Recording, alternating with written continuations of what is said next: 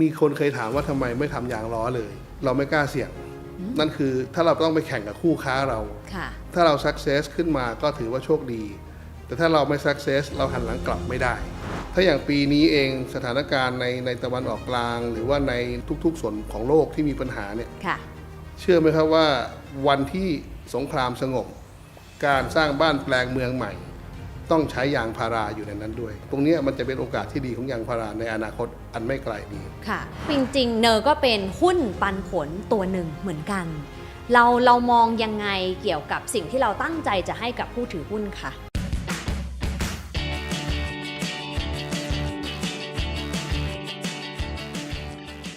คุณผู้ชมทราบไหมคะว่าพื้นรองเท้าที่เราสวมใส่กันอยู่นะคะรวมถึงล้อของยางรถยนต์หรือแม้แต่ลู่วิ่งในฟิตเนสนะคะสิ่งเหล่านี้แล้วก็ผลิตภัณฑ์อื่นๆมากมายค่ะล้วนมีวัตถุดิบสำคัญก็คือยางพารานั่นเองและบ้านเรานะคะประเทศไทยถือว่าเป็นประเทศที่เป็นผู้นำด้านยางพาราทั้งการผลิตแล้วก็ส่งออกอันดับหนึ่งของโลกเลยนะคะปีที่แล้วค่ะปี 2024 นะคะเราเนี่ยนะคะมีมูลค่าการส่งออกยางพาราทุกชนิดรวมกัน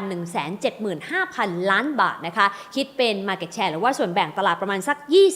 28% ตลาดส่งออกหลักของเราก็มีทั้งจีนญี่ปุ่นแล้วก็สหรัฐอเมริกาด้วยนะคะแต่ว่าเราไม่ได้ทำแค่ยางที่เป็นวัตถุดิบเท่านั้นนะคะยังมีการเพิ่มมูลค่าหรือว่า value add ให้กับตัวยางที่เป็นวัตถุดิบหลักด้วยเช่นเดียวกันวันนี้นะคะเราเลยอยากชวนคุณผู้ชมมาพูดคุยกับเจ้าหนึ่งนะคะเขาถือว่าเป็นเบอร์ต้นๆของโลกนะคะเป็น top 5 ในผู้นำด้านการผลิตยางพาราแล้วก็เขาอยู่ในอุตสาหกรรมนี้มา19 ปีนะคะจุดตั้งต้นของเขาคืออะไรแล้วก็ทำไมเขาถึงเติบโตมาในทุกวันนี้ที่สำคัญถ้าย้อนกลับไปนะคะเขาถือว่าเป็นเจ้าแรกคนแรกในอีสานเลยที่ตัดสินใจปลูกยางพารานะคะเดี๋ยวเราไปพูดคุยพร้อมกันนะคะกับทางด้านของคุณชูวิทย์จึงธนสมบูรณ์ค่ะประธานเจ้าหน้าที่บริหารของบริษัท North East Rubber จำกัดมหาชนหรือว่าเนอนะคะสวัสดีคุณชูวิทย์ค่ะครับสวัสดีครับคุณเฟิร์นครับขอบคุณนะคะวันนี้ให้เกียรติมาพูดคุยกับเรานะคะยินดีมากครับก่อนอื่นเป็นเชื่อว่าคนที่อยู่ในอุตสาหกรรมรู้จักคุณชูวิทย์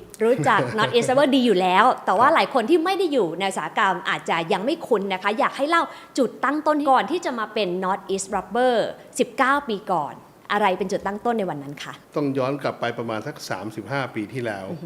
เรามีการปลูกยางที่จังหวัดบุรีรัมย์ขึ้นมาซึ่งเราปลูกเป็นคนแรกของภาคอีสานนะครับเป็นการปลูกโดยที่เราไม่ทราบว่าจะได้รับน้ำยางไหมแต่เราปลูกเพื่อเอาไม้ยางคือเราคิดแค่นั้นแต่บังเอิญพอมันได้น้ำยางออกมานะครับแล้วก็มีการพัฒนามาเรื่อยๆแล้วรัฐบาลให้ความสนใจในการไปปลูกยางที่ภาคอีสานลำดับถัดมาเราก็เลยมีการตั้งโรงงานยางพาราขึ้นมาในปี 2549 โรงงานแรกที่เราทำก็คือเป็นโรงงานยางแผ่นรมควันนะครับกำลังการผลิตประมาณ 60,000 ตันต่อปีนะครับปัจจุบันก็ยังดำเนินการอยู่แล้วก็ในปี 2556 เรามีการทำโรงงานยางแท่งโรงที่1นะครับในยอดกำลังการผลิตที่ 160,000 ตันต่อปีนะครับแล้วก็หลังจากนั้นอีก5 ปีต่อมาเรามีการเข้าตลาดหลักทรัพย์นะครับแล้วก็ได้ระดมทุนจากตลาดหลักทรัพย์ก็ไปสร้างโรงงานยางแท่งแห่งที่2ในที่เดียวกันนะครับแล้วก็มีการขยายงานมาเรื่อยๆปัจจุบันในโรงงานเรามีโรงงานทั้งหมดโรงงานยางแท่ง2 โรงยางแผ่นรมควัน1 โรงนะครับมีกำลังการผลิตในโรงงานทั้งหมดอยู่ปีละ 510,000 ตันนะครับก็ถือว่าเป็นโรงงานที่ค่อนข้างใหญ่นะครับทีนี้ต้องยอมรับนะคะว่าฟังแบบนี้เป็นเรื่องย่อ35 ปีที่คุณชูวิทย์ย่อมาให้เราสั้นๆนะคะแต่เฟิร์นเข้าใจนะคะว่าอุตสาหกรรมยางก็มีความซับซ้อนเหมือนกันนะคะเมื่อสักครู่ชูวิทย์ก็เล่าว่ามีทั้งยางแผ่นรมควันยางแท่งด้วยนะคะอยากให้เล่าถึงอุตสาหกรรมนี้นิดหนึ่งได้ไหมคะเป็นการปูพื้นแบบ101นะคะว่าเอ๊ะยางแต่ละประเภทต่างกันยังไงต้นยางที่ภาคใต้กับภาคอีสานให้น้ำยางเหมือนหรือต่างกันยังไงและทำไมเราถึงเลือกการผลิตโรงงานที่เป็นยางแผ่นรมควันกับยางแท่งนี้ค่ะภาคใต้กับยางภาคอีสานคุณภาพยางเหมือนกันนะครับแล้วก็คุณภาพของคนในภาคใต้กับภาคอีสานก็ใกล้เคียงกันมากๆนะครับเพราะฉะนั้นแล้วประเทศไทยดีที่มีเกษตรกรที่ค่อนข้างมีความรับผิดชอบที่ดีนะครับเรามีวัตถุดิบที่ดีมากๆในการผลิตสินค้าของเรานะครับส่วนเรื่องของที่มาของยางนะครับต้นยางเหมือนกันนะครับแต่ว่ามันจะแบ่งออกเป็น2 ส่วนหนึ่งคือยางน้ำส่วนหนึ่งคือยางแห้งยางน้ำก็จะมีการกรีดยางออกมาแล้วเก็บน้ำยางไปใส่ในถังเพื่อแช่แอมโมเนียไว้ไม่งั้นมันจะจับตัวกันแต่ว่ามันมีอายุแค่ประมาณทัก5 ถึง 7 วันก็ต้องเอาเข้าโรงงานเพราะไม่งั้นน้ำยางจะบูด ทำให้เกษตรกรภาคอีสานซึ่งมีพื้นที่ของสวนยางกระจายอยู่ทั่วภาคอีสานนะครับเรียนอย่างนี้ว่าภาคอีสานมีพื้นที่อยู่33ล้านไร่มีสวนยางประมาณทัก7ล้านไร่ซึ่งเทียบกับภาคใต้มีพื้นที่อยู่ประมาณ24ล้านไร่มีสวนยางอยู่14ล้านไร่เพราะฉะนั้นแล้วความหนาแน่นของสวนยางในภาคใต้จะมีมากกว่าภาคอีสานนะครับเกษตรกรที่อยู่ภาคใต้ก็จะนิยมทำน้ำยางข้นกันเพราะว่าขนส่งได้ในระยะเวลาที่รวดเร็วไม่ต้องกลัวยางบูดใช่ครับแล้วก็ไม่เปลืองค่าขนส่งนะครับแต่ว่าภาคอีสานก็จะนิยมทำยางแท่งก็คือทำยางก้อนถ้วยนะครับพอยางก้อนถ้วยนี่คือสามารถเก็บเป็นเดือนแล้วค่อยส่งมาที่โรงงานก็ได้นะครับก็เลยกลายเป็นว่าในภาคอีสานเนี่ยโรงงานน้ำยางข้นจะไม่ค่อยมีจะมีแต่โรงงานยางแห้งเท่านั้นค่ะแปลว่าเราก็เหมือนเป็นต้นแบบของการปลูกยางในภาคอีสานและโรงงานผลิตยางในภาคอีสานเลยก็ว่าได้คือเรียนอย่างนี้ครับณช่วงที่เริ่มเปิดกรีดมาใหม่ๆในภาคอีสานก็จะมีโรงงานจากทางภาคใต้ย้ายฐานการผลิตขึ้นมาก็คือแตกสาขาขึ้นมามีมาเกือบทุกเจ้านะครับปัจจุบันก็ยังดำเนินธุรกิจอยู่แต่เนอเองเนี่ยจะเป็นโรงงานภาคอีสานโรงเดียวที่เป็นเจ้าของที่เป็นคนภาคอีสานก็คือเป็นแบบออริจินอลที่แท้นะคะใช่ครับแล้วก็เราเป็นคนที่รู้จักกับเกษตรกรภาคอีสานค่อนข้างเยอะนะครับก็เป็นข้อได้เปรียบข้อหนึ่งของเนอในการซื้อวัตถุดิบครับค่ะทีนี้พอพูดถึงตัวยางแท่งที่คุณชูวิทย์บอกว่าเราเนี่ยเปิดโรงงานเพื่อผลิตยางแท่งนะคะเฟิร์นอยากรู้ค่ะว่ายางแท่งที่ว่านี้เอาไปทำอะไรได้บ้างคะส่วนมากทำในธุรกิจยานยนต์เป็นหลักเลยประมาณสัก 90%นะครับอีก 10% ก็จะเป็นธุรกิจที่อย่างพื้นรองเท้าสายพานหรือว่ายางรองคอสะพานแม้กระทั่งตึกที่ก้อนยางที่รองรับแผ่นดินไหวอย่างเงี้ยที่ช่วยในการขยับตัวของตึกได้ก็จะใช้ยางพาราธรรมชาติทำก็เหมือนแบบเป็นสิ่งที่สำคัญต่อโครงสร้างต่างๆใช่ครับใช่ครับนี่ก็คือลูกค้าของเราว่างั้นเถอะถูกครับ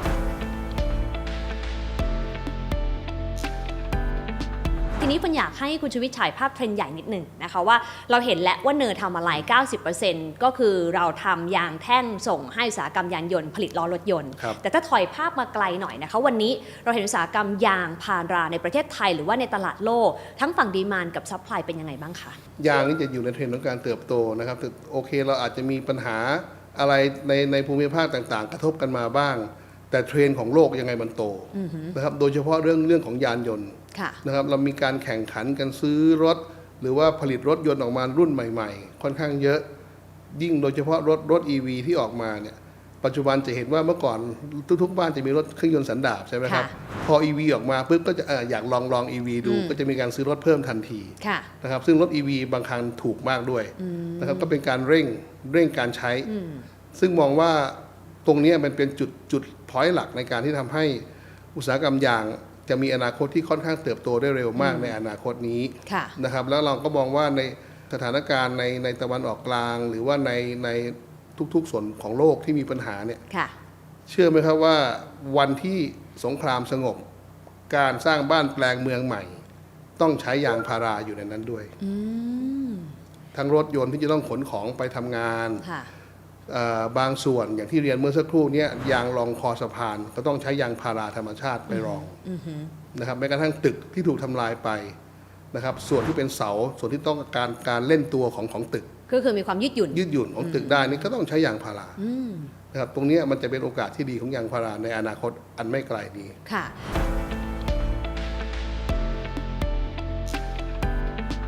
ทีนี้ผมเชื่อว่าหลายคนก็อยากจะรู้นะคะว่าเอ๊ะแล้วทำไมต้องเนอด้วยเพราะว่ายาง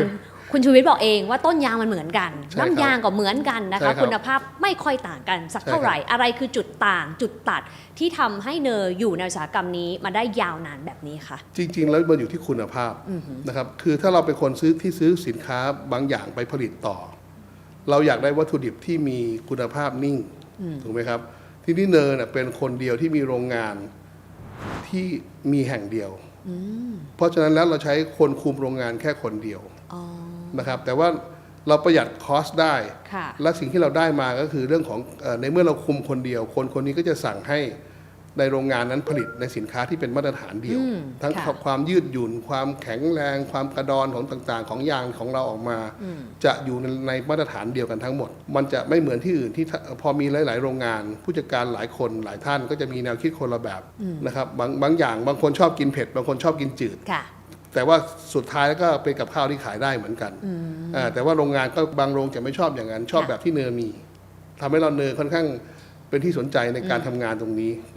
ก็คือเรามีมาตรฐานแน่นอนเนื่องจากว่าตัวโรงงานมีแค่ที่เดียวเท่านั้นเองคืออยู่ในบริเวณเดียวกันแม้จะมีหลายโรงก็ตามเพราะฉะนั้นที่บริเวณโรงงานประมาณสัก200 ไร่แค่นั้นครับแค่นั้นเหรอคะก็ถือว่า ไม่น้อยนะคะคุณชูวิทย์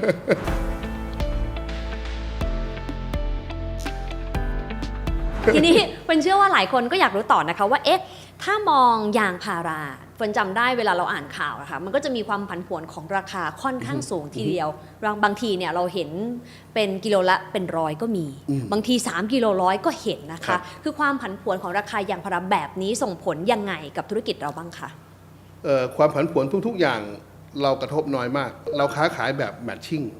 ก็คือเราซื้อสินค้าวันนี้แล้วก็พยายามขายออกให้หมดในวันนี้แต่ว่าบางวันขายไม่หมดก็ต้องเก็บของกลับบ้านบ้างก็มีนะครับแต่ว่าก็โดยรวมแล้วเราขายหมดได้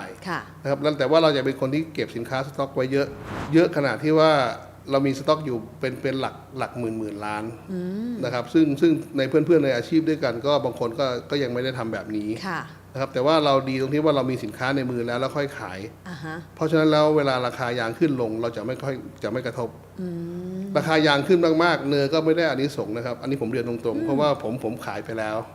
แต่เวลายางลงมากๆผมก็ไม่กระทบเพราะว่าผมขายไปแล้วเช่นกันนะครับก็จะเป็นข้อดีของเราตรงนี้ที่เราสามารถทำได้นะครับแต่ว่าก็เป็นข้อด้อยข้อหนึ่งก็คือเราใช้เงินทุนสูงนะครับจ่ายดอกเบี้ยเยอะแต่ดอกเบี้ยนั้นเรามองว่ามันเป็นเบี้ยประกันภัยที่เราจ่ายอยู่ทำให้เรามีความมั่นคงมากขึ้นเรื่อยๆค่ะแปลว่าเราก็บริหารจัดการสต็อกแค่บริหารจัดการสต็อกได้ครับก็ถือว่าเป็นปัจจัยสำคัญนะคะที่ทำให้ลดความผันผวนแน่นอนมันอาจจะไม่ได้อานิสงส์ในช่วงขาขึ้นแต่มันไม่เสี่ยงเกินไปในช่วงขาลงขาขึ้นอาจจะได้บ้างสมมติว่าขาลงเนี่ยเราทำก๊อตมาจิ้นได้บางอย่างมากก็ 11% ค่ะแต่ขาขึ้นเราสามารถทำก๊อตมาจิ้นได้ 15%นึกภาพออกนะถ้าจังหวะมันขาขึ้นเนี่ยลูกค้าต้องรีบซื้อซื้อดักราคาต้องซื้อดักราคาเพราะฉะนั้นเราก็จะสามารถทำก๊อตมาร์จิ้นได้มากขึ้นค่ะแล้วเรื่องของการส่งออกล่ะคะส่วนใหญ่เราส่งในประเทศหรือว่าส่งออกในสัดส่วนเท่าไหร่บ้างคะปัจจุบันเมื่อก่อนเราส่งออกประมาณ 80% นะครับใช้ในประเทศแค่20แต่ตอนหลังๆมาเนี่ยมันอัตราแลกเปลี่ยนมันผันผวนบ่อยแล้วก็ผันผวนทีนึงมันค่อนข้างแรงนะครับแล้วก็ประจวบว่าเราเองโชคดีที่ลูกค้าของเราที่อยู่ประเทศจีนมาตั้งโรงงานที่ประเทศไทยเกือบทุกเจ้า 5-6 เจ้าโรงงานใหญ่ๆที่ประเทศจีน 5-6 เจ้าที่ตั้งโรงงานที่เมืองไทยก็เป็นลูกค้าเดิมของเราที่อยู่ประเทศจีนอยู่แล้วนะครับเขาขยายพื้นที่มาตั้งโรงงานเพิ่มที่นี่เราก็เลยได้ขายเขาที่นี่เป็นหลักนะครับปัจจุบันเราส่งสินค้าในประเทศประมาณ 70%เหลือส่งออกแค่ 30%เองครับก็คือเรียกว่าเกือบสวิชเลยจาก80-20เป็น30-70ใช่ครับนะคะโอ้โหอันนี้ชัดเจนแล้วเวลาการที่เราส่งให้กับลูกค้าต่างชาติในบ้านเราคือดีลที่เกิดขึ้นหรือว่า transaction ที่เกิดขึ้นก็คือเป็นค่าเงินบาทถูกไหมคะถ้าขายส่งในประเทศเก็บเงินเป็นเงินบาทก็ลดความเสี่ยงอัตราแลกเปลี่ยนไปอีกใช่ครับเราเคยขาดทุนอัตราแลกเปลี่ยนปีนึง 200-300 ล้านก็เคยมีนะครับเพราะเมื่อก่อนนี้มันลงเร็วมากใช่ครับเพราะส่งออกเยอะปัจจุบันนี้อัตราแลกเปลี่ยนพอเราทำงานน้อยลงกลายเป็นเรามีบวกจากอัตราแลกเปลี่ยนในบางเดือนด้วยครับแต่อย่างนี้เวลาลูกค้าเขาย้ายมาอยู่ในฐานการผลิตที่ประเทศไทยใกล้เราการมาร์กอัพราคาหรือตัวมาร์จิ้นจะลดลงด้วยไหมคะคุณชูวิทย์มาร์จิ้นใกล้เคียงเดิมแต่ว่าราคาค่าใช้จ่ายที่ลดลงเราก็ลดให้ลูกค้าครับก็ถือว่าเราก็วินทั้งคู่ด้วยลูกค้าก็ได้ดีขึ้นเราก็ได้ดีขึ้นและที่สำคัญก็ไม่ต้องเสี่ยงเรื่องอัตราแลกเปลี่ยนด้วยเหมือนกันนะคะปัจจัยท้าทายหนึ่งที่ผมเชื่อว่าหลายคนทราบดีว่ามีการเปลี่ยนแปลงแน่นอนแล้วเราคุมไม่ได้คือเรื่อง climate change นะคะแล้วเราเป็นอุตสาหกรรมเกษตรด้วยเรามีการวางแผนรับมือหรือว่าป้องกันความเสี่ยงเรื่องนี้ไว้ยังไงบ้างคะยางเนี่ยเป็นพืชที่แปลกนะครับแล้งก็ผลผลิตไม่ดีฝนมากก็กรีดยางไม่ได้มันต้องการความพอดีจริงๆถ้าเกิดสถานการณ์เรื่อง climate change แบบนี้คนที่ทำธุรกิจยางจะเหนื่อยนะครับแต่เนอเองโชคดีที่เนอมีระบบการจัดการแบบที่เราทำอยู่ก็คือ matching การแมทชิ่งออเดอร์ทำให้เราเองมีสินค้าล่วงหน้าอยู่ในมืออยู่แล้ว6 เดือนเพราะฉะนั้นแล้วสิ่งที่มันเกิดขึ้นมาเรามีเวลา6 เดือนในการรอมันค่ะระบบต่างๆที่เกิดขึ้นมาในโลกนี้นะครับเวลาเกิดภาวะเอลินโยสิ่งที่มันแรงขึ้นมาเรื่อยๆแต่จังหวะหนึ่งมันก็ต้องมีฝนลงนะครับเรารอได้นะครับเราจะไม่กระทบเยอะมากนักแม้กระทั่งการที่น้ำท่วมภาคใต้หนักๆซึ่งเพราะภาคใต้คือแหล่งซอสยางที่ใหญ่ที่สุดในโลกอยู่ตรงนั้นซึ่งถ้าภาคใต้ฝนตกเยอะๆแล้วยางไม่ออกเนี่ยก็มีปัญหาเวลาโรงงานที่ไม่มีสินค้าอยู่ในโรงงานก็จะกระทบค่อนข้างแรงแต่ว่าเนอยังอยู่ได้มันเป็นการแก้ปัญหาเรื่องพวกนี้โดยที่เราไม่ได้คิดมาก่อนแต่ว่ามันเป็นการที่เราทำแมทชิ่งตัวเดียวแล้วมันครอบคลุมปัญหาทุกอย่างให้ได้หมดเลยครับเหมือนเราวางแผนไว้แล้วในการจัดการเรื่องอื่นและได้อานิสงส์กับเรื่องของ climate change ด้วยเลย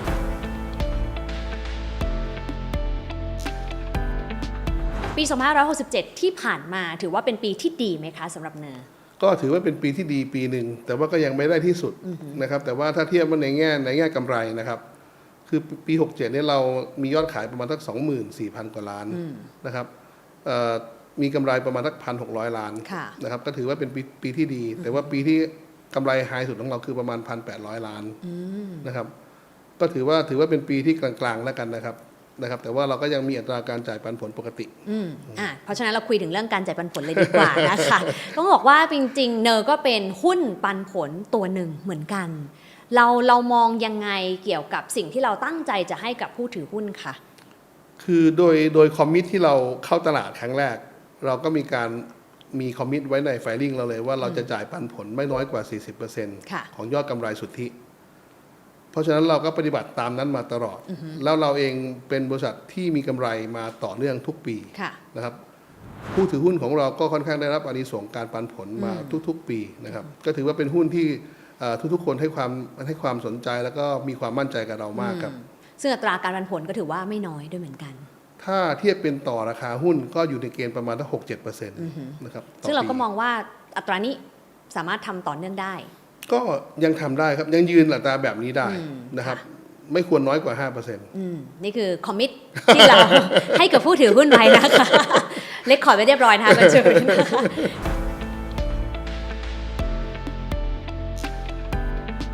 ทีนี้ฟันเชื่อว่าตรงนี้มันเป็นภาพที่เราเห็นจากอดีตจนถึงปัจจุบันแล้วนะคะเราเห็นชัดเลยนะคะว่าจุดตั้งต้นจากการที่เป็นผู้ปลูกยางเจ้าแรกในภาคอีสานนะคะแล้วก็ค่อยๆพัฒนาได้น้ำยางที่มีคุณภาพนะคะมาทำโรงงานยางแผ่นรมควันแล้วก็มาเป็นยางแท่งนะคะรวมถึงมาทำในส่วนมิดสตรีมที่มีลูกค้าหลักก็คือกลุ่มอุตสาหกรรมยานยนต์ราว 90% แล้วก็ขยายการเติบโตมาเรื่อยๆจนเข้าจดทะเบียนในตลาดหลักทรัพย์แห่งประเทศไทยจ่ายเงินปันผลให้ผู้ถือหุ้นได้ต่อเนื่องแล้วก็แน่นอนนะคะได้รับอานิสงส์จากหลายสิ่งที่เกิดขึ้นไม่ว่าจะเป็นลูกค้าย้ายมาที่ประเทศไทยเรื่องของการเติบโตของอุตสาหกรรมยานยนต์ EV ซึ่งถือว่าเป็นฐานหลักของลูกค้าของตัวเนอร์ด้วยนะคะหลายคนอยากรู้ต่อนะคะว่าปีนี้เอามาปัจจุบันบ้างนะคะปัจจุบันเรามองยังไงกับสิ่งที่เกิดขึ้นแล้วก็สถานการณ์มากมายไม่ใช่แค่ในแต่ว่าต่างประเทศส่งผลกับเนอร์บ้างไหมคะมี2 ส่วนแล้วกันครับส่วนภายในของเราเองนะครับคือเรามองว่าเรามองเห็นโอกาสในการโตนะครับเราเองก็เลยมีนโยบายที่จะสร้างโรงงานแห่งที่3ขึ้นมาในโรงงานเดิมในพื้นที่เดิมนะครับแต่จะเป็นโรงงานที่มีกำลังการผลิตอีก 300,000 ตันก็จะถือว่าเป็นโรงที่ใหญ่มากหลังจากโรงงานแห่งนี้สร้างเสร็จเราจะมีกำลังการผลิตประมาณ 830,000 ตันต่อปีนะครับน่าจะขึ้นมาเหมือนเดิมก็คือเป็น1 ใน 5ของโรงงานที่ผลิตยางในประเทศไทยของโลกด้วย คือเรามองว่าในอนาคตโรงงานต่างๆจะทยอยหายไปเพราะว่าสเกลทุกคนที่สเกลไม่ได้จะอยู่ยากเพราะมันเป็นสินค้าที่มีมาร์จิ้นบางนะครับแต่ว่าในโรงงานเราเองเนี่ยเราค่อนข้างโชคดีที่เราอยู่ภาคอีสานนะครับแล้วสถานที่ตั้งของโรงงานเราเนี่ยเราอยู่ในจุดศูนย์กลางของภาคอีสานตอนล่างนะครับซึ่งทุกๆคนที่จะไปแหลมฉบังต้องผ่านโรงงานเราทุกคนนะครับเพราะฉะนั้นแล้วโอกาสที่ทุกคนจะเอายางจากภาคอีสานลงไประยองไม่มีเพราะต้องผ่านโรงงานเนอทุกคนก็ส่งเนอแล้วก็กลับบ้านได้ง่ายๆนะครับอันนั้นคือข้อที่เรามองว่าเรามีโอกาสในการทำงานได้มากขึ้นนะครับส่วนของสถานการณ์โลกต่างๆเนี่ยเรามองว่าบางอย่างเราคุมไม่ได้นะครับแต่อย่างที่เรียนไปเมื่อข้างต้นว่าเรามองว่าสินค้าที่เรามีเนี่ย เป็นมันไม่ใช่ยุทธปัจจัย แต่มันคือสินค้าที่ทุกคนต้องใช้ ค่ะ นะครับทุกครั้งรถยนต์ต้องใช้ทุกวันนะครับอย่างที่เรียนว่าสร้างบ้านแปลงเมืองใหม่ขึ้นมาต้องใช้ยาง เพราะฉะนั้นโอกาสใช้ยางมันมีมากขึ้นเรื่อยๆครับ เรื่องการลงทุนในโรงงานแห่งที่ 3 นะคะ ที่คุณชูวิทย์เล่าให้ฟังเมื่อสักครู่นี้เนี่ยเงินลงทุนจะมาจากไหนคะ สองส่วนครับเราจัดเอาไว้หมดแล้วนะครับปัจจุบันโรงงานโรงนี้สถานที่ตั้งปรับดินเอาไว้เรียบร้อยแล้วนะครับแบบโรงงานครบถ้วนหมดใบอนุญาตก่อสร้างมีแล้ว ค่ะ นะครับแต่ส่วนเงินลงทุนส่วนหนึ่งคือจะมาจากกำไรสะสมที่เรามีอยู่ประมาณสัก4-5 พันล้านนะครับเราคงจะดึงออกมาสัก1,000 ค่ะ เพื่อมาลงทุนที่นี่ แล้วบางส่วนอาจจะสัก1,000กู้แบงค์นะครับแต่ส่วน working cap อาจจะมีการออกบอลหรือกู้แบงค์นะครับ ค่ะ ก็เป็นแผนที่เราตั้งใจไว้ ทีนี้ประเด็นหนึ่งที่ฟันเชื่อว่าหลายคนฟังแบบนี้น่าจะอยากรู้นะคะ ว่าตอนนี้สหรัฐกับจีนก็มีกรณีเรื่องของภาษีตอบโต้หรือว่า reciprocal tariff กัน เช่นเดียวกับหลายประเทศรวมถึงไทยด้วยนะคะ เราเองก็แม้จะส่งออกน้อยลงนะคะ เหลือ 30%แต่ว่าเราก็มีลูกค้าหลักเป็นจีน ซึ่งก็จะได้ผลกระทบโดยตรงจากอัตราภาษีนี้ด้วยเหมือนกัน ใช่ครับ คุณชูวิทย์เนี่ยประเมินสถานการณ์หรือว่าซีนาริโอที่อาจจะเกิดขึ้นยังไงบ้างคะ คือหนึ่งนะครับคือเรื่องภาษีเนี่ยเรากำหนดเองไม่ได้ใช่ไหมครับแล้วก็ต้องอาศัยรัฐบาลไทยไปเจรจาให้ ค่ะ ซึ่งเราก็มีความมั่นใจในรัฐบาลของเราว่ามีความสามารถเพียงพอในการเจรจานะครับแต่ส่วนลูกค้าเราเองที่เรามีการคุยอยู่บ้าง ทุกคนก็มีการลดต้นทุนตัวเองลง แล้วก็โอเคยอมที่จะเอากำไรน้อยลง แต่ภาระที่เหลือก็ต้องผลักไปให้ผู้บริโภคที่ปลายทางเหมือนเดิมเลยเรามีความมั่นใจว่ายางเนี่ยมันมีอยู่แค่ในเอเชียตะวันออกเฉียงใต้นะครับและประเทศไทยเป็นประเทศที่มียางคุณภาพดีที่สุดแล้วโรงงานจีนหรือว่าโรงงานในไทยที่ตั้งอยู่ที่นี่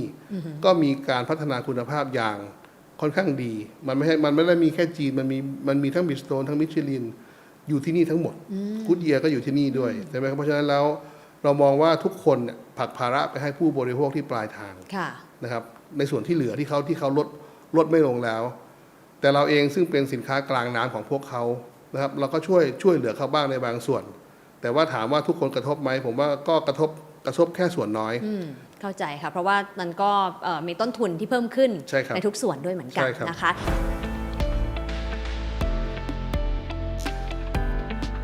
ทีนี้เมื่อสักครู่นี้คุณชูวิทย์พูดถึงโรงงานที่กำลังจะสร้างเพิ่มในแห่งที่ 3 ในพื้นที่เดิมเนี่ยนะคะเชื่อเหลือเกินว่าพอเราเนี่ยนะคะมีการทำกระบวนการผลิตสิ่งหนึ่งที่น่าจะเข้ามามีบทบาทมากขึ้นก็คือเรื่องของเทคโนโลยี หรือนวัตกรรมหรือแม้แต่ AI ครับ เรานำมาใส่ในกระบวนการผลิตเพื่อช่วยเพิ่มประสิทธิภาพ หรือว่าบริหารจัดการต้นทุนยังไงบ้างคะ คือเรานำ AI เข้ามาใส่ในโรงงานในเครื่องจักรทุกตัว เพื่อควบคุมโดย AI ทั้งหมดในการผลิต เพื่อลดการสูญเสีย เพื่อควบคุมความแม่นยำของคุณภาพสินค้านะครับแล้วก็ความตรงต่อเวลาในการได้จัดส่งลูกค้าด้วยนะครับก็ค่อนข้างที่จะเป็นระบบที่ดีนะครับปัจจุบันเราใช้เป็นระบบสกาด้าอยู่ครับ ค่ะ แล้วตอนนี้ประสิทธิภาพที่เพิ่มขึ้นจากการลงทุนในเทคโนโลยี เรามีตัวเลขสัดส่วนมากน้อยแค่ไหนคะ หลังจากลองไปแล้วเนี่ยน่าจะเพิ่มขึ้นได้ประมาณสัก 12%ก็ถือว่าค่อนข้างดีนะครับ ค่ะ ถือว่าค่อนข้างที่เพราะเราลงทุนไปแค่ประมาณสักไม่ถึง 5% ของมูลค่าโรงงานแต่ว่าเราได้สัดส่วนมาเพิ่มมาประมาณ 12%ก็ค่อนข้างดี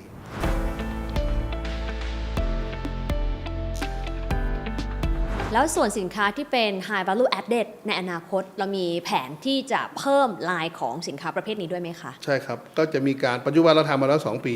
นะครับเราร่วมกับทางมหาวิทยาลัยสงขลานครินทร์ ค่ะ นั้นเป็นพี่เลี้ยงเราในการช่วยแนะนำเราในการหาสูตรสินค้า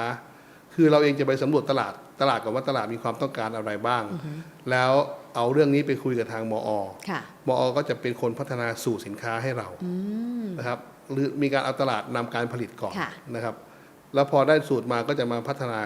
ทุกอย่างที่โรงงานของเรานะครับแต่ว่าโอเคมอ อยู่สงขลาแต่เราอยู่บุรีรัมย์มันก็มีความล่าช้าในการทำงาน อ่า ปัจจุบันเนอก็เลยสร้างแลบขึ้นมาเองที่ในโรงงานตัวเองก็ลงทุนไปหลาย10 ล้านนะครับแต่ว่าแล้วก็เชิญนักวิชาการที่เชี่ยวชาญทั้งที่อยู่ในมสงขลาเองมเกษตรศาสตร์เองทุกคนที่มีโน้ตฮาวอยู่ ค่ะ ก็ไปเป็นที่ปรึกษาให้เรานะครับเราก็เริ่มพัฒนาผลิตภัณฑ์พวกนี้ขึ้นมาได้ค่อนข้างดี ค่ะ แต่ยอดขายก็ยังไม่ค่อยดีไม่ค่อยโตขึ้นมา สินค้าชนิดแรกที่เราทำมาก็คือแผ่นปูนอนของคอกปศุสัตว์ เป็นยังไงนะคะ ก็จะเป็นแผ่นปูนอนสำหรับฟาร์มวัวนม หรือว่าฟาร์มหมูนี่คือฟาร์มที่เป็นคอกลูกหมูนะครับอย่างฟาร์มวัวนมเองก็จะเป็นแผ่นยางธรรมชาติไปปูธรรมชาติของวัวเนี่ยเวลานอนอยู่แล้วลุกขึ้นนั่งลุกขึ้นยืนเนี่ยเขาจะต้องใช้หัวเข่าเขาเท้าตัวเองขึ้นมาเพื่อพยุงร่างตัวเองขึ้นมาใช่ครับซึ่งหัวเข่ามันก็จะบาดเจ็บถ้ามันเป็นพื้นปูนใช่ไหมครับก็ถ้ามันเป็นพื้นยางมันก็ไม่บาดเจ็บอะไรนะครับเขาก็จะอยู่สบายขึ้น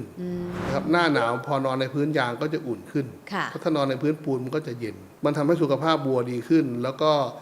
ให้น้ำนมมากขึ้นนะครับแล้วบางท่านบอกว่าน้ำนมอร่อยขึ้นด้วยจากการที่สุขภาพดีขึ้นเพราะเขาไม่เจ็บเขาอารมณ์ดีใช่จริงๆอันนี้เป็นตัวอย่างของ High Value Added Product ใช่ครับแล้วมีอย่างอื่นด้วยไหมคะที่เป็นสินค้าที่มีมูลค่าเพิ่มสูงขึ้นก็อย่างพวกอย่างที่เรียนเมื่อสักครู่เรื่องของคอกลูกหมูถ้าคอกลูกหมูเกษตรกรสมัยก่อนเนี่ยก็จะนิยมใช้เป็นกระสอบป่านไปปูให้ลูกหมูนอนเอาความอบอุ่นมันใช่ไหมฮะแต่พอมาเป็นแผ่นยางเนี่ยไฟที่กกลงมาเนี่ยแผ่นยางมันจะดูดซับความร้อนเอาไว้ให้นะครับแล้วลูกหมูมันก็อยู่สบายขึ้นนะครับก็จะเลี้ยงและเติบโตเร็วขึ้นแล้วก็เจ็บป่วยน้อยลงเหมือนเด็กครับค่ะก็ชัดเจนทีเดียวว่าจริงๆในอุตสาหกรรมเกษตรเองก็ต้องการสินค้า High Value Added เพื่อไปเพิ่มเรื่องของผลผลิตก็คือน้ำนมวัวหรือว่าลูกหมูให้ดีขึ้นนั่นเองนะคะให้มีคุณภาพมากขึ้นนะคะซึ่งเราก็มีแผนที่จะขยายไลน์โปรดักต์นี้ตอนนี้เป็นสัดส่วนกี่เปอร์เซ็นต์ของรายได้แล้วคะยังไม่ถึงเปอร์เซ็นต์เลยครับเพราะเนื่องจากว่ารายได้ของเนอส่วนกลางมันโตมากไอ้ตัวนี้มันเพิ่งเริ่มต้นขึ้นมานะครับอย่างเนอ 24,000 กว่าล้านอย่างเงี้ยแต่ตัวนี้ปีหนึ่งไม่ถึง10 ล้านแต่ว่าก็ทยอยเพิ่มขึ้นมาจากไม่กี่แสนค่ะแต่ตัวมาร์จิ้นก็น่าจะมาร์จิ้นประมาณ 25% ก็เยอะกว่าส่วนของตัวอุตสาหกรรมยานยนต์ใช่ครับอุตสาหกรรมยานยนต์มาร์จิ้นประมาณกี่เปอร์เซ็นต์นะคะพี่ชูวิทย์ถ้ายางล้อผมมองว่าประมาณทั้ง 20% เหมือนกันแต่ทีนี้ที่เรามีคนเคยถามว่าทำไมไม่ทำยางล้อเลยเราไม่กล้าเสี่ยงนั่นคือถ้าเราต้องไปแข่งกับคู่ค้าเราถ้าเรา success ขึ้นมาก็ถือว่าโชคดีแต่ถ้าเราไม่ success เราหันหลังกลับไม่ได้เราก็เลยไม่ทำตรงนี้แปลว่าเราเลือกทำสิ่งที่ถนัดใช่ครับทำไมคุณชูวิทย์ถึงมองแบบนี้เพราะถ้าย้อนกลับไปจุดตั้งต้นนะคะตอนที่เราเริ่มจาก35 ปีที่แล้วในการปลูกยางก็ไม่ใช่สิ่งที่เราถนัดด้วยซ้ำแต่วันนี้คุณชูวิทย์ผ่านกระบวนการในการทำงานมากว่า30 ปีในเจนแรกของเนิร์เนี่ยนะคะอะไรมองว่าการทำสิ่งที่ถนัดน่าจะดีกว่าสำหรับเนิร์ในอนาคตมันก็ตอบตรงคำถามมันตอบอยู่ในตัวอยู่แล้วใช่ไหมครับแล้วก็ทำในสิ่งที่เราถนัดคือปัจจุบันเรามาเมื่อก่อนเราเรียนผิดเรียนถูกมาได้ใช่ไหมครับแต่ว่าเมื่อก่อนเราเป็นศูนย์ตอนนี้พอเรามีความรู้องค์ความรู้ในเรื่องยางแท่งค่อนข้างดีละนะครับเรามองว่าเราสามารถพัฒนาคุณภาพยางแท่งเพื่อตอบโจทย์ให้ลูกค้าของเราได้เพิ่มนะครับแล้วเราลดต้นทุนในยางแท่งได้อีกนะครับเพราะฉะนั้นเราก็จะไม่ขนขวายไปหาในเรื่องอื่นมากนักถ้ามองว่ามันเป็นยางกับล้อยางมันก็คือชนิดใกล้เคียงกันแต่ถ้ามองว่าเราอยู่ยางที่กลางน้ำดีๆอยู่แล้วใช่ไหมครับแล้วเราจะไปทำล้อยางเนี่ยบางครั้งเราไม่รู้ว่าลูกค้าเราเองมองยังไงเพราะเราไม่ได้มีลูกค้าแค่ราย2 รายเรามีลูกค้าประมาณ60-70 รายซึ่งถ้าลูกค้ามองไม่ดีกับเราหาว่าเราจะไปแข่งกับเขาเนี่ยเราก็อาจจะเสียหายในอีกฝั่งหนึ่งได้เพราะว่าพันธมิตรทางการค้าก็มีส่วนสำคัญที่ทำให้เราโตมาจนถึงทุกวันนี้ด้วยนะคะใช่ครับแล้วทุกคนก็ซื้อกันมา10 กว่าปีนี่ซื้อกันมาตลอดแล้วก็เหมือนที่คุณชูวิทย์บอกว่ามันหันหลังกลับไม่ได้ถ้ามันเวิร์กก็ดีไปแต่ถ้ามันไม่เวิร์กเองเนี่ยก็กระทบกับธุรกิจหลักชีวิตเปลี่ยนก็เลยเป็นกลยุทธ์ที่เราเดินหน้าทำมิดสตรีมของเราต่อไปใช่ครับแต่ว่าสิ่งที่เราเลือกทำก็คือเราทำในสิ่งที่ลูกค้าหลักของเราไม่ทำก็ไม่ได้ว่าเราหยุดนิ่งนะแต่ว่าเราเลือกทำอย่างอื่นโอเคอาจจะดูต้วมเตี้ยมหน่อยแต่เราสำรวจตลาดแล้วอย่างแผ่นปูพวกนี้ในโลกนี้ที่มีซื้อขายกันอยู่เนี่ยส่วนมากแล้วมีมูลค่าประมาณสัก3-4 หมื่นล้านบาทต่อปีก็ไม่น้อยนะครับแต่ว่าทุกอย่างที่ทำอยู่ทำมาจาก PU ทำมาจากพวกพลาสติกแต่ของเราเองเป็นคนแรกที่เอายางพารายางธรรมชาติเข้ามาทำ 100% นะครับก็ปัจจุบันอยู่ในระหว่างการขอนวัตกรรมเยอะแยะเลยครับค่ะเพราะฉะนั้นเดี๋ยวคงได้เห็น movement ที่เป็น S curve ใหม่ๆของเนอร์ในวัตถุดิบเดิมคือยางแต่ว่ามาเปลี่ยนให้เป็น value add product มากขึ้นมีการประกาศไว้ว่าในอนาคตอีก5 ปีข้างหน้ายอดยางที่เป็นสินค้าสำเร็จรูปแบบนี้จะมียอดขายประมาณ 20% ของในเครือเนอร์ ครับเราตั้งเป้าไว้อย่างนั้นแล้วค่ะจากเดิมยังไม่ถึง 1% ไม่ถึง 1% จะเป็น 20%ใช่ครับในอีก 5 ปีข้างหน้า ใช่ครับนะคะนั่นคือ movement สำคัญใช่ครับทีนี้เราเห็นปัจจุบันแหละนะคะว่าเนยกำลังทำอะไรอยู่นะคะชัดเจนทีเดียวก็คือโฟกัสธุรกิจที่มีความเชี่ยวชาญก็คือส่วนของ midstream นะคะนั่นคือการผลิตยางเพื่อไปให้อุตสาหกรรมยานยนต์นะคะไม่คิดจะแข่งกับคู่ค้าเดิมนะคะแต่จะเพิ่ม value add ให้กับสินค้าที่ตัวเองมีความถนัดแล้วก็แน่นอนว่าสัดส่วนนี้จะเพิ่มเป็นประมาณ 20% ใน 5 ปีข้างหน้าจากเดิมที่ไม่ถึง 1% ด้วยซ้ำนะคะนั่นแปลว่าตัว margin ก็จะเพิ่มขึ้นจากปัจจุบันด้วยนะคะ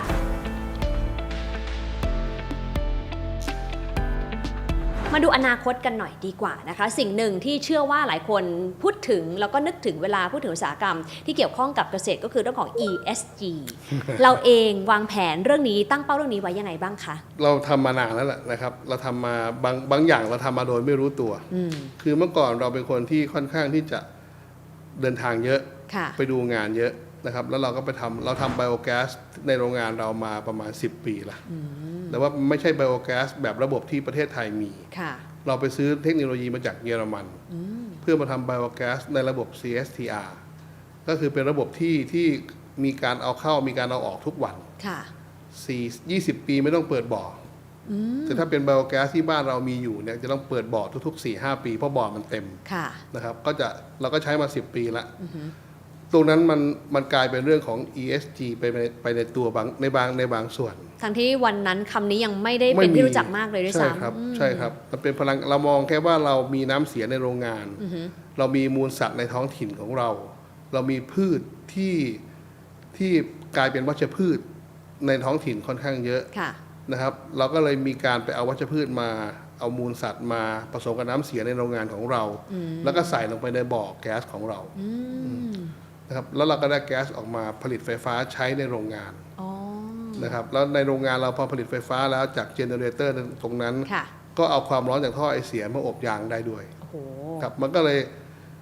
แทบจะเป็นซีโร่เวสเลยนะครับอย่างน้ำเสียที่ออกจากบ่อไบโอแก๊สของเราหรือกากตะกอนที่ออกมาแล้วก็เอาไปใส่ในแปลงปลูกหญ้าของเราเหมือนเดิม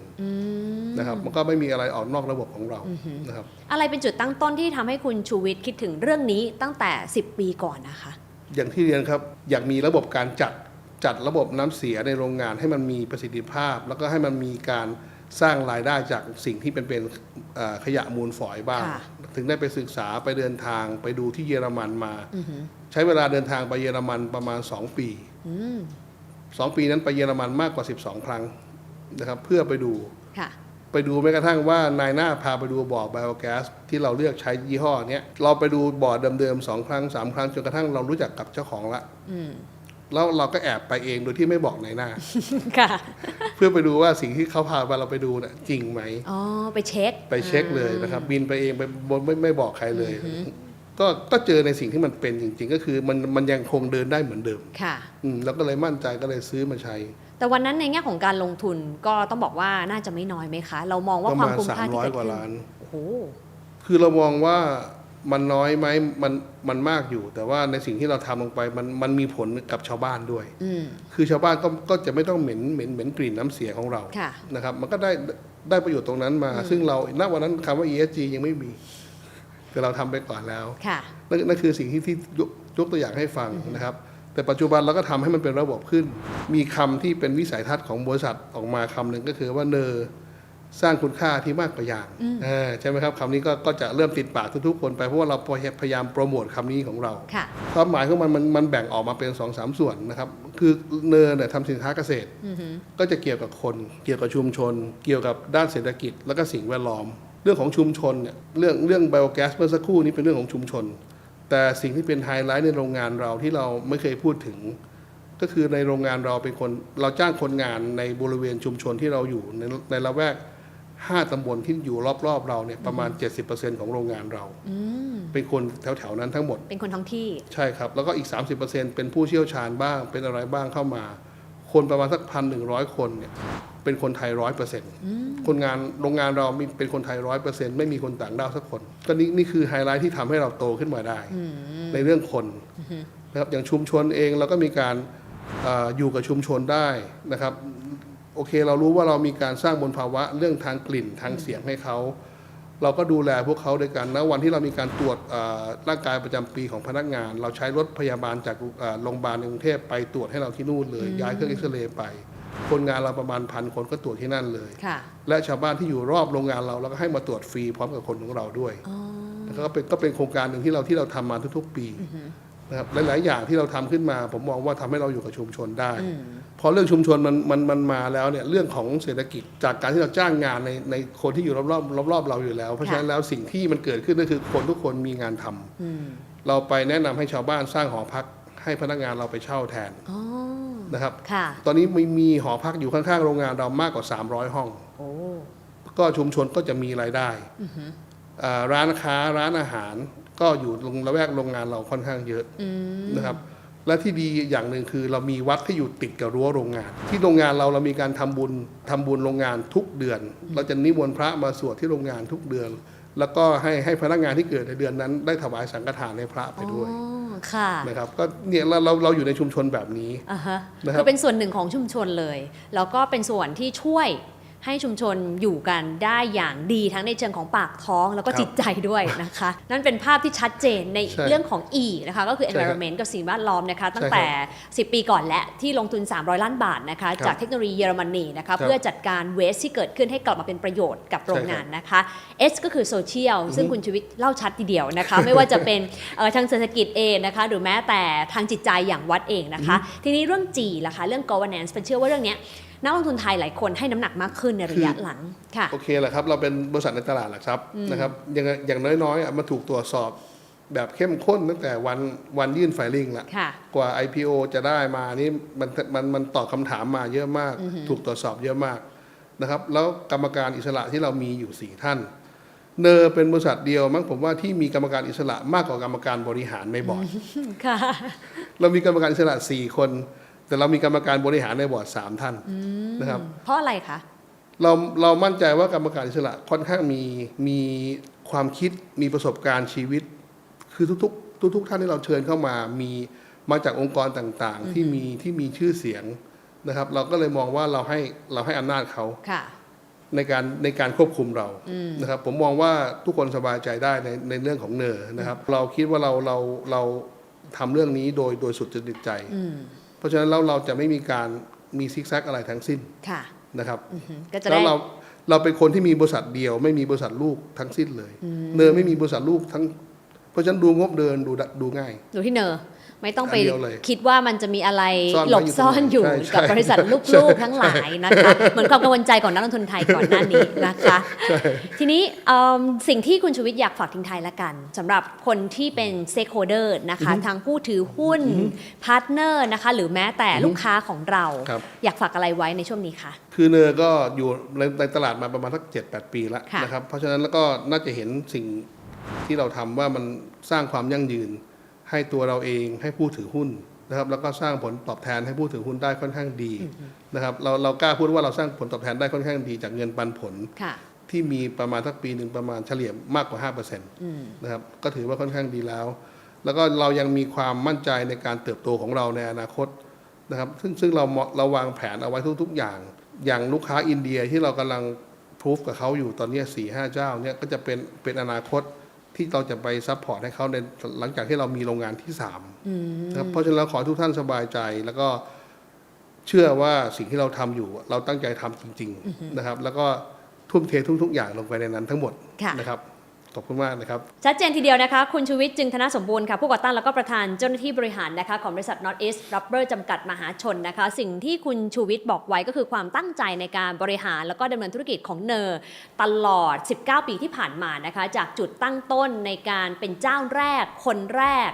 องค์กรแรกเลยนะคะที่มีการปลูกต้นยางพาราที่ภาคอีสานนะคะวันนี้สามารถสร้างเศรษฐกิจให้กับชุมชนโดยรอบนะคะแล้วก็ที่สำคัญที่สุดก็คือสร้างผลตอบแทนให้กับผู้ถือหุ้นในช่วงที่ผ่านมาผ่านตัวเงินปันผลนะคะซึ่งเราก็ไปดูสถิติย้อนหลังได้นะคะและที่สำคัญเป็นเชื่อว่าหลายคนให้น้ำหนักกับเรื่องของ ES และ G นะคะซึ่งวันนี้คุณชูวิทย์ตอบครบทุกด้านเลยจริงๆเชื่อว่าใครอยากจะเข้าไปมีส่วนร่วมในธุรกิจนี้เป็น stakeholder ก็อย่าลืมไปศึกษาเพิ่มเติมได้วันนี้ขอบคุณคุณชูวิทย์มากนะคะสวัสดีค่ะสวัสดีคุณเฟิร์นครับสวัสดีครับ